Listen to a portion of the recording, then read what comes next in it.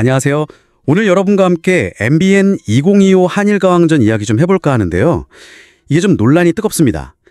특히 정통 트로트 가수 진혜성, 강문경의 연패가 팬들에게는 그냥 아쉬움을 넘어서 홀대, 심지어 모욕이다, 이런 얘기까지 나오고 있거든요. 그래서 관련 보도들 보면서 도대체 왜 이런 반응이 나오는지 그 속사정을 좀 깊게 들여다보려고 합니다. 단순히 결과만 볼 게 아니라 팬들이 왜 이렇게까지 분노하는지, 또 프로그램 구성에는 어떤 문제가 있다는 건지 그 핵심을 한번 파악해보는 시간을 갖겠습니다. 자, 그럼 바로 시작해볼까요? 그럼 이게 논란이 어디서부터 시작된 건지 그 배경부터 좀 짚어보죠. 문제의 시작은 역시 프로그램 성격 변화 같아요. 원래 현역 가왕은 트로트 경연이었잖아요. 다들 아시겠지만. 네, 그렇죠.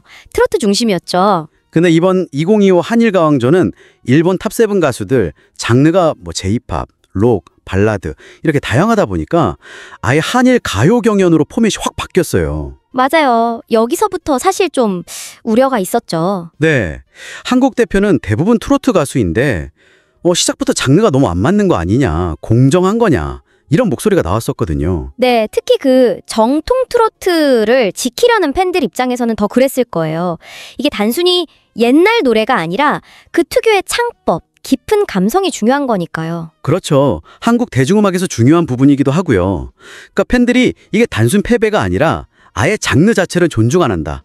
즉, 홀대한다. 이렇게 받아들이기 시작한 것 같아요. 네, 맞아요. 그 우려가 결국 현실이 되면서 문제가 좀 커진 거죠.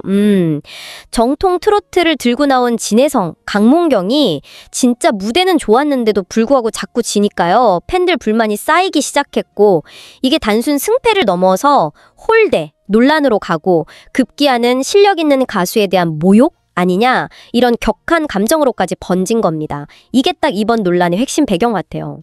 진혜성의 경우를 보면 좀 더 명확해지는 것 같기도 해요. 1회 연정 불렀고 2회엔 또 일본어 곡 사장카노 야도까지 불렀는데, 네, 그런데도 마사야, 또 타케나카에게 연달아 패했죠. 특히 그 타케나카한테는 140점 차이. 140점이면 정말 큰 차이죠. 네, 이건 거의 압도적인 패배인데 이게 그냥 실력 차이였을까요? 아니면 이때부터 팬들이 말하는 그 홀대나 모욕감 같은 게 보이기 시작했다고 봐야 할까요? 글쎄요, 해석의 여지가 있겠죠. 물론 이제 4회 때 미소라 히바리의 명곡 흐르는 강물처럼으로 첫 승을 하긴 했어요. 근데 그 전에 쌓인 패배가 팬들한테는 이미 너무 큰 상처였던 거죠. 맞아요. 그리고 강문경의 1회 당신은 누구세요? 2회 오라버니. 이것도 무대는 좋았는데 다 패했고, 심지어 4회에는 같은 엔카 장르 개은숙의 참새의 눈물을 일본어로 불렀는데도 마사야에게 또 졌어요. 같은 장르인데도요? 네, 그러니까 같은 장르에서조차 밀리는 모습을 보니까 팬들로서는 정말 충격이 컸을 거예요. 그러다 보니 이건 실력 문제가 아니다. 프로그램 구성이나 평가 방식 자체가 좀 이상한 거 아니냐. 혹시 의도적으로 홀대하는 건가? 이런 근본적인 의심으로 이어진 거죠. 결국 팬들 불만이 정말 폭발한 거네요. 여러 온라인 커뮤니티 보니까 정통 트로트랑 엔카를 이렇게 홀대해도 되냐? 이건 실력 있는 가수들에 대한 명백한 모욕이다. 이런 아주 격한 반응들이 막 쏟아졌고요. 네, 심지어 보이콧, 움직임까지 있었죠. 맞아요. 특히 서른도, 윤명선 같은 트로트계 거장들이 심사위원으로 있는데 왜 자꾸 이런 결과가 나오는지 이해할 수 없다. 이런 목소리가 높았어요. 그렇죠. 물론 제작진 입장에서는 다양한 장르를 보여주면서 이런 충돌 자체가 흥행 요소라고 생각했을 수도 있고요.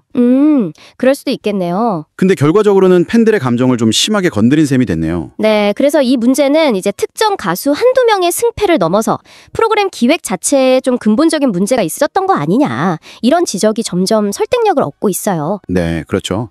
기존 트로트 팬들의 기대도 저버리지 않으면서 또 다양한 장르를 공정하게 아우를 수 있는 그 균형점, 이걸 찾는 게 앞으로 정말 중요해 보여요. 2025 한일가왕전에서 진혜성, 강문경의 연패는 사실 표면적인 결과보다 훨씬 복잡한 문제였습니다.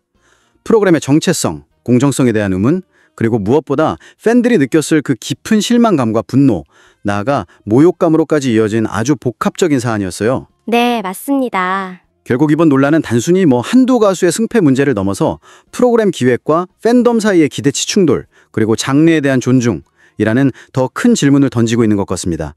앞으로 비슷한 형식의 프로그램들이 이 경험을 어떻게 반영할지 좀 지켜봐야 할 것 같아요. 여러분 생각은 어떠신가요? 시청해주셔서 감사합니다. 뉴스워커였습니다.